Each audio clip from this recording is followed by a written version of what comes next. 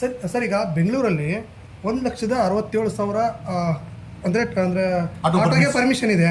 But almost ಇದಕ್ಕಿಂತ ಜಾಸ್ತಿ ಓಡಿಸ್ತಾ ಇದ್ದೇವೆ ಅಥವಾ ಪರ್ಮಿಟ್ ಇಲ್ಲದೆ ಓಡಿಸ್ತಾ ಇದ್ದಾರೆ ಅಂತ ಅನ್ಸುತ್ತೆ. ನೀವೇ ಒಂದು ಇದರಲ್ಲಿ ಹೇಳಿದ್ದೀರಾ ಸರ್, ಆ ಥರ ಹೇಗೆ ಸರ್ ಅದು ಹೇಗೆ ವರ್ಕ್ ಆಗುತ್ತೆ? ಆ್ಯಕ್ಚುಲಿ ಬೆಂಗಳೂರಿನ ದಟ್ಟಣೆಗೆ ಟ್ರಾಫಿಕ್ ಕಾರಣ ಅಂತ ನಮಗೆಲ್ಲ ಗೊತ್ತು.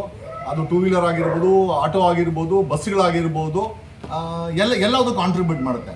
ಸೊ ಪ್ರಶ್ನೆ ಏನಪ್ಪ ಅಂತಂದರೆ, based on the analysis report RTO ಅವರು ಇವತ್ತವರೆಗೂ, ನಿನ್ನೆವರೆಗೂ, ಐ ಆಮ್ ಟಾಕಿಂಗ್ ಅಬೌಟ್ ನಿನ್ನೆ ಟ್ರಾಫಿಕ್ ಕಮಿಷನರ್ ಕೊಟ್ಟಂತ ಈ ದಾಖಲೆ ಏನಿದೆ, 1,67,000 ಆಟೋ ಬಿಟ್ರೆ 1,67,000 ನೋಡಿ ವಿತ್ ಸಿಗ್ನೇಚರ್ಸ್ ಇದೆ.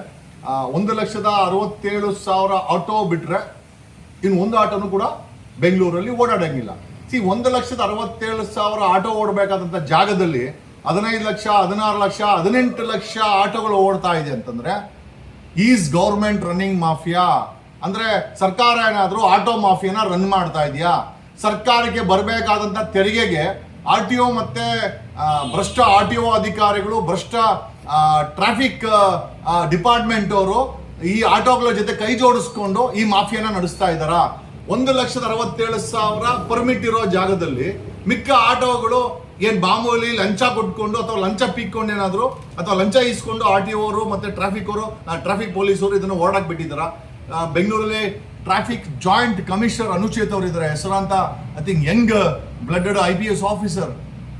ನಮಗನ್ಸುತ್ತೆ ಇದಕ್ಕೆಲ್ಲ ಇದು ವರ್ಷಾನ್ಗಟ್ಲಿಂದ ನಡ್ಕೊಂಡ್ ಬಂದ್ಬಿಟ್ಟಿದೆ. ಇದೇನು ಇವತ್ತು ನಿನ್ನೆ ಆಗಿರುವಂತ ಮಾಫಿಯಾ ಅಲ್ಲ ಇದು. ಈ 18-20 ಲಕ್ಷ ಆಟೋ, ಯಾವುದೇ ಆಟೋ ನೋಡ್ಲಿ ಅಲ್ಲಿ ಶಿವಾಜಿನಗರ ತಗೊಂಡೋದ್ರೆ ಗ್ರೀನ್ ಪೇಂಟ್ ಹೊಡಿಯೋದು, ಎಲ್ಲೋದು ಬೋರ್ಡ್ ಹಾಕೋದು, ಒಂದು ಕಾಕಿ ಬಟ್ಟೆ 300 ರೂಪಾಯಿಂದ ಹಾಕೊಂಬಿಟ್ಟ ಅಂತಂದ್ರೆ ಸೊ ಅದೇ ಲೆಜಿಸ್ಲೇಮೇಟ್ ಅಂದ್ರೆ ಇದು ಅಧಿಕೃತ ಅಂತ. ಅಲ್ಟಿಮೇಟ್ ಆಗಿ RTO ಅಧಿಕಾರಿಗಳ ಮೇಲೆ, ಅವರ ಹೆಗಲ ಮೇಲೆ, ಟ್ರಾಫಿಕ್ ಅವರ ಹೆಗಲ ಮೇಲೆ ಈಗ ನೋಡಿ, ಒಂದು ಆಟೋ ಓಡಿಸ್ಬೇಕು ಅಂದ್ರೆ RC ಬುಕ್ ಇಷ್ಟು ಇಂಪಾರ್ಟೆಂಟು, ಇನ್ಶೂರೆನ್ಸು ಅಷ್ಟೇ ಇಂಪಾರ್ಟೆಂಟು, ಪರ್ಮಿಟ್ ಅಷ್ಟೇ ಇಂಪಾರ್ಟೆಂಟು, ಫಿಟ್ನೆಸ್ ಸರ್ಟಿಫಿಕೇಟ್ ಇಂಪಾರ್ಟೆಂಟು, ಜೊತೆನಲ್ಲಿ ಇವರು DL ಆಟೋ DL ಏನಿದೆ ಅದು ಕೂಡ ತುಂಬಾ ಇಂಪಾರ್ಟೆಂಟು. ಇಷ್ಟು ದಾಖಲೆಗಳನ್ನ ಮಡ್ಕೊಂಡು ಓಡಿಸ್ತಾ ಇರುವಂತ ಆಟೋಗಳು ಎಷ್ಟಿದೆ ಅನ್ನೋದೇ ಒಂದು ದೊಡ್ಡ ಯಕ್ಷ ಪ್ರಶ್ನೆ. ಅದಕ್ಕೆ ಉತ್ತರ ಕೊಡಬೇಕಾಗಿರೋದು. ಬಟ್ ಒಂದಂತೂ ನಿಜ, 1,67,000 ಆಟೋಗಳಿಗೆ ಮಾತ್ರ ಪರ್ಮಿಟ್ ಇರುವಂತ ಜಾಗದಲ್ಲಿ ಇಷ್ಟು ಲಕ್ಷಾಂತರ ಆಟೋಗಳು ಅಂದ್ರೆ, ಇಫ್ ಐ ನಾಟ್ ರಾಂಗ್, ಯಾರೋ ಒಬ್ರು ಆಟೋ ಹೇಳಿದೆ ಅಂದ್ರೆ ಸರ್ 40 ಲಕ್ಷ ಇಲ್ಲ ಅಂದ್ರೆ ಪರವಾಗಿಲ್ಲ, 15ರಿಂದ 18 ಲಕ್ಷ ಆಟೋಗಳಂತೂ ಬೆಂಗಳೂರನ್ನ ಆವರಿಸ್ಕೊಂಡಿದೆ. ಈ ಆವರಿಸ್ಕೊಂಡಿರೋ ಆಟೋಗಳಿಗೆ ಒಂದಷ್ಟು ಸಂಘಗಳಿವೆ. ಆ ಸಂಘಗಳಿಗೆ ಒಂದಷ್ಟು ರಾಜಕಾರಣಿಗಳ ಜೊತೆ ನಂಟಿರೋ ಅಂತ ಒಂದಷ್ಟು ಗುಂಪಿನ ನಾಯಕರುಗಳಿದ್ದಾರೆ. ಇವ್ರುಗಳೇ ಏನ್ ಮಾಡ್ತಾ ಇದ್ದಾರೆ? ಸರ್ಕಾರದ ಬೊಕ್ಕಸಕ್ಕೆ ನಷ್ಟ ಮಾಡ್ತಾ ಇದಾರ, ಅಥವಾ ಆಟೋ ಅನ್ನೋ ಹೆಸರಲ್ಲಿ ಮಾಫಿಯಾಗಳೇನಾದ್ರು ರನ್ ಮಾಡಿಕೊಂಡು ಒಂದ್ ಕಡೆ ಸರ್ಕಾರದ ಬೊಕ್ಕಸಕ್ಕೆ ನಷ್ಟ, ಇನ್ನೊಂದು ಕಡೆ 18 ಲಕ್ಷ ಅಥವಾ 15 ಲಕ್ಷ ಆಟೋ ಇತ್ತು ಅಂತಂದ್ರೆ ಬೆಂಗಳೂರಿನ ರಸ್ತೆಗೆ ಅದನ್ನ ತಡ್ಕೊಳ್ಳುವಂತ ಕೆಪಾಸಿಟಿ ಇಲ್ಲ. ಮೂರನೇದಾಗಿ ಆಟೋಗಳವರು ಗೂಂಡಾಗಳ ರೀತಿನಲ್ಲಿ ಯೂನಿಫಾರ್ಮ್ ಹಾಕದೆ, ಮೀಟರ್ ಹಾಕದೆ, ಈಗ ಎಲ್ಲ ನಮ್ಮ ಪಾಪ ನಾವು ಯಶವಂತಪುರಕ್ಕೆ ಬರೋಣ ಅಂತಂದ್ರೆ ಇಲ್ಲ ನಾನು ಇಂದ್ರನಗರಕ್ಕೆ ಬರ್ತೀನಿ ಅಂತಾನೆ.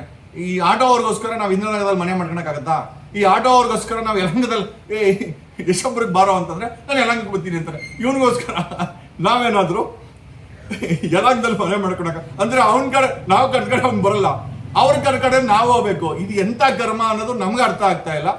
ಜೊತೆನಲ್ಲಿ ಎಸ್ಪೆಷಲಿ ಕಂಟೋನ್ಮೆಂಟು ಮಾಲ್ಗಳ ಬಳಿ, ಆಮೇಲೆ ನಮ್ಮ BMTC ಬಸ್ ಸ್ಟ್ಯಾಂಡ್ ಮತ್ತೆ ನಮ್ಮ ಬೆಂಗಳೂರು ರೈಲ್ವೆ ಸ್ಟೇಷನ್ ಏನಿದೆ, ಮುಖ್ಯ ರೈಲ್ವೆ ಸ್ಟೇಷನ್, ಇಲ್ಲಿರುವಂತ ಆಟೋ ಡ್ರೈವರ್ಗಳನ್ನ ಥೇಟ್ ಒಂದು ರೀತಿ ಗೂಂಡಾಗಳು, ಥೇಟ್ ಒಂದು ರೀತಿ ಮಾಫಿಯಾಗಳಿರ್ತಾನೆ. ಅವ್ರು ಕೇಳಿ ನೋಡಿ, ಅಲ್ಲಿ ಟ್ರಾಫಿಕ್ ಪೊಲೀಸ್ವನ್ಗೂ ಅವರು ಜುಮ್ ಅನ್ನಲ್ಲ, RTO ಅವ್ರಿಗೂ ಜುಮ್ ಅನ್ನಲ್ಲ. ಯಾವ ಮಟ್ಟದ ಮಾಫಿಯಾಗಳನ್ನ ಈ ಜಾಗದಲ್ಲಿ ಮಾಡ್ಕೊಂಡಿದ್ದಾರೆ ಅಂತಂದ್ರೆ I think it's time for accountability. ಲೆಕ್ಕಾಚಾರಕ್ಕೆ ಇದು ಸಮಯ. ನೀವು ಗುಂಡಾ ಆಗಿರಿ, ನೀವು ಮಾಫಿಯಾ ಆಗಿರಿ, ನೀವು ಕಳ್ಳರಾಗಿರಿ, ನಮ್ಗೇನ್ ಬೇಕಾಗಿಲ್ಲ. ನೀವು ನಮಗೆ ಲೆಕ್ಕಾಚಾರದ ಆಟೋ ಡ್ರೈವರ್ಗಳಾಗಬೇಕಾಗಿದೆ. ಅದನ್ನ ಲೆಕ್ಕಾಚಾರನ ಆಡಿಟ್ ಮಾಡಬೇಕಾದಂತ ಕೆಲಸ ಇವತ್ತಿನ ಬೆಂಗಳೂರಿನ ಟ್ರಾಫಿಕ್ ಪೊಲೀಸರು ಮತ್ತೆ RTO ಅಧಿಕಾರಿಗಳ ಮೇಲೆ ಇದೆ ಸರ್.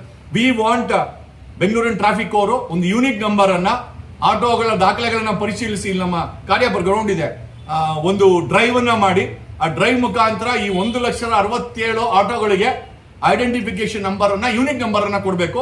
ಜೊತೆನಲ್ಲಿ ಹಿಂದ್ಗಡೆ ಇನ್ ಕೇಸ್ ಯಾರಾದ್ರೂ ಅವರು ಮೀಟರ್ ಯಾಕೆ ಹಾಕಲ್ಲ ಅಂತಂದ್ರೆ ಅಥವಾ ಬರಲ್ಲ ಅಂತಂದ್ರೆ ಹಿಂದ್ಗಡೆ ಆಟೋ ಹಿಂದ್ಗಡೆ ಪೊಲೀಸ್ ಕಂಟ್ರೋಲ್ ರೂಮಿನ ಐ ಥಿಂಕ್ 112 ನಂಬರ್ ಅನ್ನ ಪ್ರತಿಯೊಂದು ಆಟೋಗಳ ಮೇಲೆ ಹಾಕಬೇಕು. ಆಮೇಲೆ ಹೊರಗಡೆಯಿಂದ ಬಂದಿರುವಂತ ಬೇರೆ ಭಾಷಿಗರಾಗಿರ್ಬೋದು, ಅವರು ನಮ್ಮ ಗೆಸ್ಟು, ಅವರನ್ನ ಹೆಚ್ಚು ಹಣ ವಸೂಲಿ ಮಾಡಕ್ಕೋಸ್ಕರ ಅವ್ರೇನಾದ್ರು ಯಾಕಪ್ಪ ಕ್ಯೂ ಭಯ ಅಪ್ ಜ್ಯಾದಾ ಲೇರೆ ಅಂದ್ರೆ ಕನ್ನಡ ಮಾತಾಡೋದು ಅವ್ರಿಗೆ ಹೊಡಿಯಕ್ ಹೋಗೋದು, ಕನ್ನಡದ ಹೆಸರಲ್ಲಿ ದಬ್ಬಾಳಿಕೆ ಮಾಡೋದು, ಕನ್ನಡದ ಹೆಸರಲ್ಲಿ ವಸೂಲಿ ಮಾಡೋದನ್ನ ಈ ಗೂಂಡಾ ಆಟೋಗಾರಗಳು ಮಾಡ್ತಾ ಇದ್ದಾರೆ. ಎಲ್ಲರೂ ಅಲ್ಲ, ಒಂದಷ್ಟು ಗೂಂಡಾ ಆಟೋಗಳ ಡ್ರೈವರ್ಗಳಿದ್ದಾರೆ. ಎಷ್ಟೋ ಲಕ್ಷಾಂತರ ಆಟೋ ಡ್ರೈವರ್ಗಳ ಬಳಿ DL ಸಹ ಇಲ್ಲಂತೆ, ಡೂಪ್ಲಿಕೇಟ್ DL ಇಟ್ಕೊಂಡು ಓಡಿಸ್ತಾ ಇದ್ದಾರೆ ಅಂತ ಕೂಡ ಆರೋಪ ಇದೆ. ಇಲ್ಲೇ ನೋಡಿ, 1,67,000 ಆಟೋ ಬಿಟ್ಟು ಬೇರೆ ಯಾವುದೇ ಆಟೋಗಳು ಕೂಡ ಅನಧಿಕೃತ ಅನ್ನೋದನ್ನ ಸರ್ಕಾರಿ ದಾಖಲೆ ಹೇಳುತ್ತೆ. ಈ ಸರ್ಕಾರಿ ದಾಖಲೆ ಹಿಡ್ಕೊಂಡ್ರೆ ಬೆಂಗಳೂರನ್ನ ಒಂದು ಹದ್ದುಬಸ್ತಿಗೆ ತರಬೇಕಾದಂತ ಕೆಲಸವನ್ನ ಇವತ್ತಿನ ಜಾಯಿಂಟ್ ಕಮಿಷನರ್ ಅನುಚ್ಛೇದ ಮಾಡಬೇಕು. RDO ಕಮಿಷನರ್ ಡ್ರೈವ್ ಮಾಡಬೇಕು, ಇವರನ್ನ ಡ್ರೈವ್ ಮಾಡಿ ಹಿಡಿಬೇಕು ಸರ್. ಸರ್, ಇನ್ನೊಂದು, ಈಗ 1.5 ಲಕ್ಷ ಆಟೋ ಪರ್ಮಿಟ್ ಅಂತ ಹೇಳ್ತಾ ಇದ್ದೀರಾ, ಬಟ್ ರಿಜಿಸ್ಟ್ರೇಷನ್ ಯಾರು ಬಿಡ್ತಾರೆ ಇದನ್ನ? ಅಲ್ಲ, ಅದೇ ಈಗ ನೋಡಿ, ಒಂದು ಕಡೆ ಪರ್ಮಿಟ್ ಇಲ್ಲದೆ ರಿಜಿಸ್ಟ್ರೇಷನ್ ಮಾಡಂಗಿಲ್ಲ. RTOನೇ ಪರ್ಮಿಟ್ ಇಶ್ಯೂ ಮಾಡಬೇಕಾದಂತ ಪ್ರಾಧಿಕಾರದಿಂದ ಈಗ ಪರ್ಮಿಟ್ ಇಲ್ಲ ಅಂದ್ರೆ ಪರ್ಮಿಟ್ ಇಟ್ಕೊಂಡೆ ಇದನ್ನ ರಿಜಿಸ್ಟ್ರೇಷನ್ ಮಾಡಬೇಕು ಅನ್ನೋ ಒಂದು ಆದೇಶವನ್ನ ಸ್ವತಃ RTOರೇ ತರಬೇಕಾಗಿದೆ. ಈಗ ಯಾರೋ ಈ ಸೇಟುಗಳು ದುಡ್ಡು ಕೊಡ್ತಾರೆ, ಒಂದು ಸೇಟು ಫೈನಾನ್ಸ್ ಗಾಡಿನ 10-20 ಸಾವಿರ ಕೊಟ್ಟು ತಂದ್ಬಿಡೋದು, ಅದನ್ನ ರಿಜಿಸ್ಟ್ರೇಷನ್ ಮಾಡ್ಬಿಡೋದು. ಪರ್ಮಿಟ್ ಇಲ್ಲದೆ ಇಂತಿಷ್ಟು ಗಾಡಿಗಳನ್ನ ಓಡಿಸಿದ್ರೆ ಸರ್ಕಾರದ ಬೊಕ್ಕಸಕ್ಕೆ ಎಷ್ಟು ನಷ್ಟ. ಈಗ ಪರ್ಮಿಟ್ಗೆ ತನ್ನದೇ ಆದಂತ ಒಂದು ಸರ್ಕಾರಿ ಒಂದು ರೆಸಿಪ್ಟ್ ಅಂತ ಇದೆ.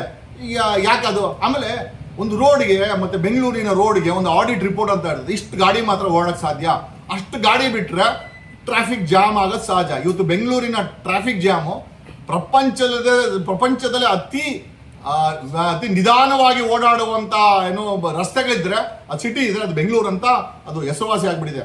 ಹಾಗಾಗಿ ಈ ಅನಧಿಕೃತ ಆಟೋಗಳನ್ನ ಆಡಿಟ್ ಮಾಡಿ ಪತ್ತೆ ಹಚ್ಚಬೇಕಾದ್ದು ಜವಾಬ್ದಾರಿಯನ್ನ ಬೆಂಗಳೂರಿನ ಜಾಯಿಂಟ್ ಕಮಿಷನರ್ RTO ಮಾಡಬೇಕಾಗಿದೆ.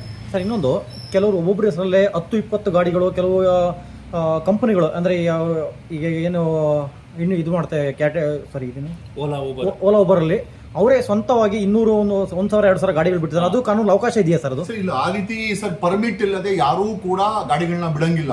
ಒಂದು ಮಾಹಿತಿ ಪ್ರಕಾರ ಕಂಪನಿಗಳು, for example X company owner ಇದ್ದಾನೆ, ಅವರೇ ಒಂದು 500 ಆಟೋಗಳನ್ನ ಸೇಟುಗಳ ಮುಖಾಂತರ ವಿತೌಟ್ ಪರ್ಮಿಟ್, ಆಮೇಲೆ ಎಷ್ಟೋ ಗಾಡಿಗಳಿಗೆ ಒಂದು ಅನುಮಾನಾಸ್ಪದ ಸರ್ವೆ ಪ್ರಕಾರ ಒಂದು ಪರ್ಮಿಟ್, ಒಂದು ನಂಬರ್ನ 10 ಗಾಡಿಗೆ ಹಾಕೋದು, 20 ಗಾಡಿಗೆ, ಈ ರೀತಿ ಒಂದು ದೊಡ್ಡ ಸ್ಕ್ಯಾಮ್ ಸಹ ನಡೀತಾ ಇದೆ.